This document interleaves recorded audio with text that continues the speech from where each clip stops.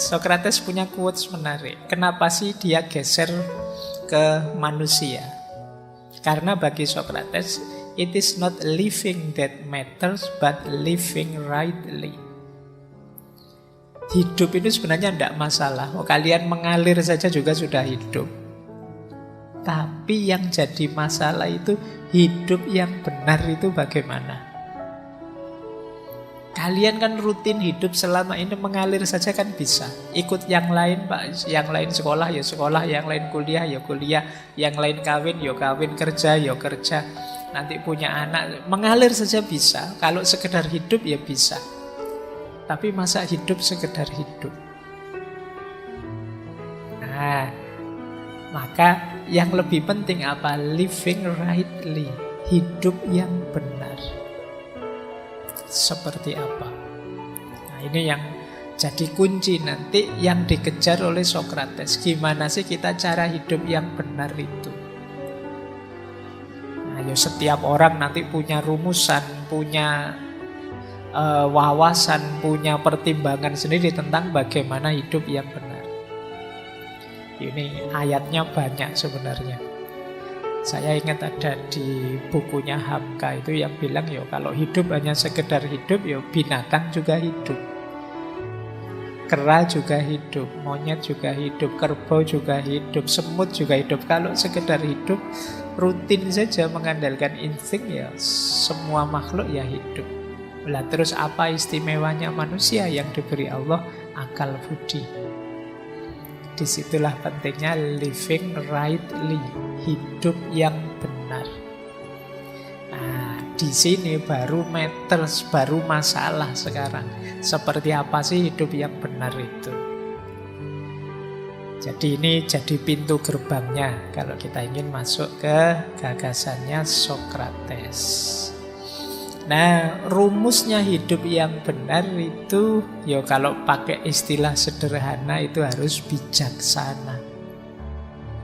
Bijaksana itu paradigma pas. Ini banyak sekali sering saya sampaikan, meskipun banyak orang juga salah paham. Bijaksana itu ketika kita bisa menerapkan, menggunakan, mengaplikasikan kebenaran cocok dengan ruang dan waktunya.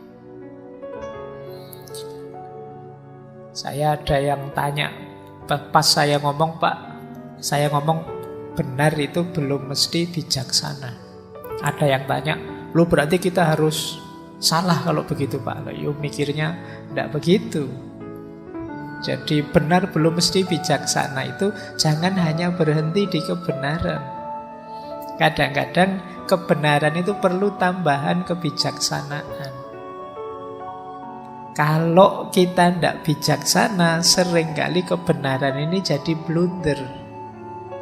Harusnya kebenaran membuahkan hidup yang baik, bisa jadi malah merusak.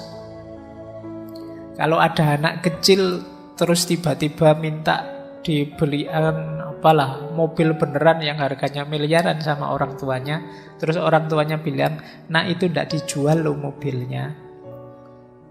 Ini namanya kebijaksanaan. Kalau orang tuanya jawab apa adanya sesuai kebenaran, "Nak, aku tidak mau belikan mobil kamu ya Bapak, uangnya Bapak kurang." Itu kan anaknya mungkin sulit memahaminya. Bapakku uangnya selalu ada kok, banyak kok.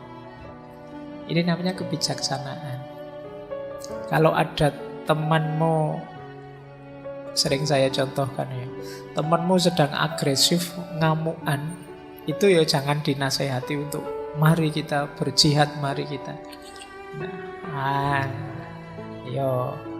Situasinya tidak cocok, nanti dia tambah terbakar.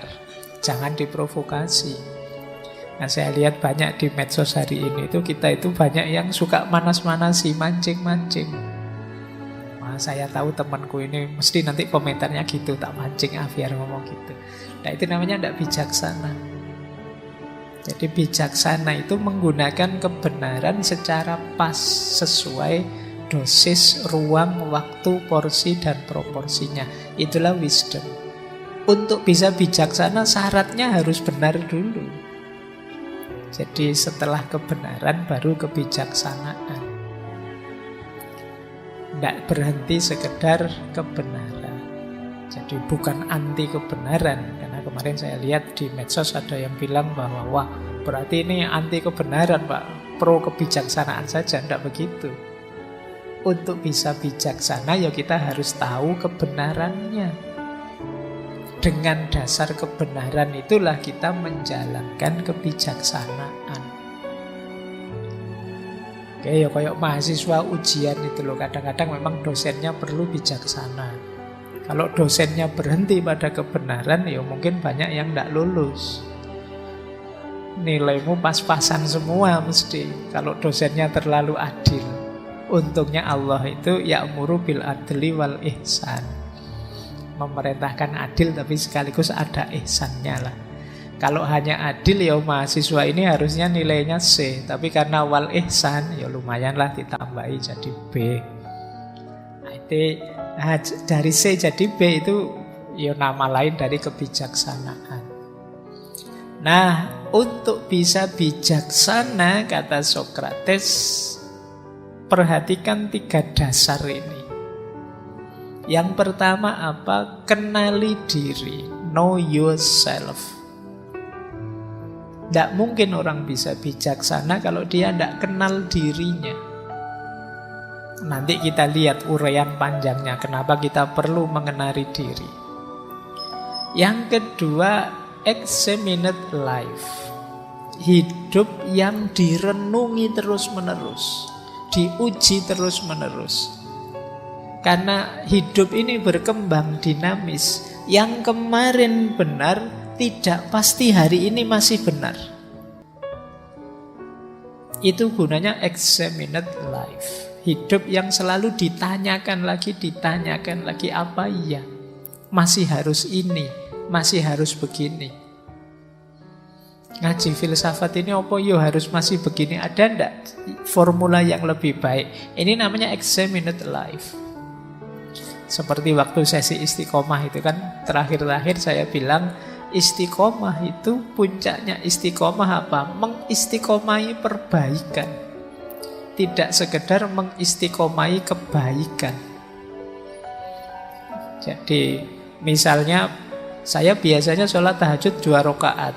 Malam hari ini kok enak ya, agak longgar ya. Saya 8 rakaat pun sanggup. Tapi mau sholat 8 rakaat, saya kan biasanya 2, istiqomah 2 sajalah. Ini namanya mengistiqomai kebaikan, oke. Tapi ada lebih bagus lagi mengistiqomai perbaikan.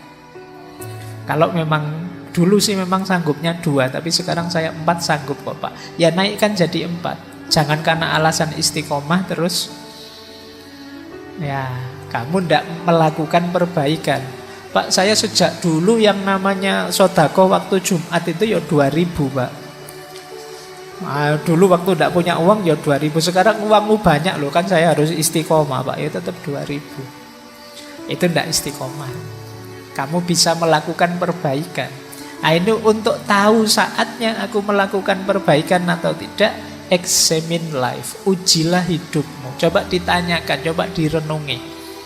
Oh iya ya, dulu saya tidak terlalu banyak uang sih, makanya cuma 2.000. Sekarang uangku banyak, maksud cuma 2.000. Nah itu ujilah hidupmu, coba pertanyakan, apa masih cocok gayamu seperti itu? Apa tidak saatnya berubah untuk lebih baik? Ini bijaksana namanya. Jadi dasar bijaksana yang pertama pemahaman diri, pengenalan diri. Dasar untuk bijaksana yang kedua itu kontemplasi, refleksi, merenungi hidup untuk perbaikan. Dasar kebijaksanaan yang ketiga freedom. Kemampuan mengendalikan diri, self-rule. Ini yang kadang saya pakai istilah tahu diri, tahu batas. Self-rule ini orang yang ngerti batas dirinya dan mampu mengendalikannya. Ini self-rule.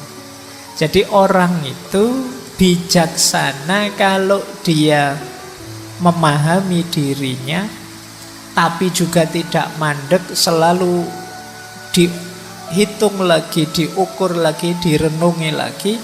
Dan yang ketiga, dia mampu mengendalikan dirinya. Nah, kalau sudah punya 3 kualitas itu, baru menginginkan apa yang memang harus kita inginkan dan paham apa yang kita inginkan itu. Nah, itulah orang bijaksana. Ini kalau versinya Socrates, wanting what you ought to want and knowing what that is. Jadi menginginkan apa yang harusnya kita inginkan dan tahu apa yang harus kita inginkan itu. Banyak orang hari ini ingin sesuatu tapi dia tidak paham.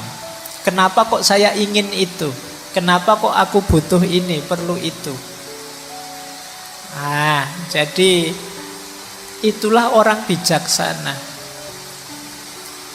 Pak Faiz kok suaranya sekarang tambah keras? Ya sekarang hujan. Kalau hujan gini saya suaranya lembut kayak awal-awal tadi, kalian tidak dengar.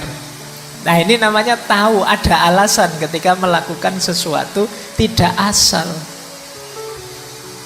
Kalian paham situasi, tidak kok saya sejak dulu gayanya yo gini yo, harus istiqomah gini terus bisik-bisik kayak awal tadi yo. Padahal hujan suaranya kayak gini yo. Kalian tidak akan dengar yang malam hari ini hadir. Maka agak saya keraskan sedikit. Ini yang disebut kebijaksanaan.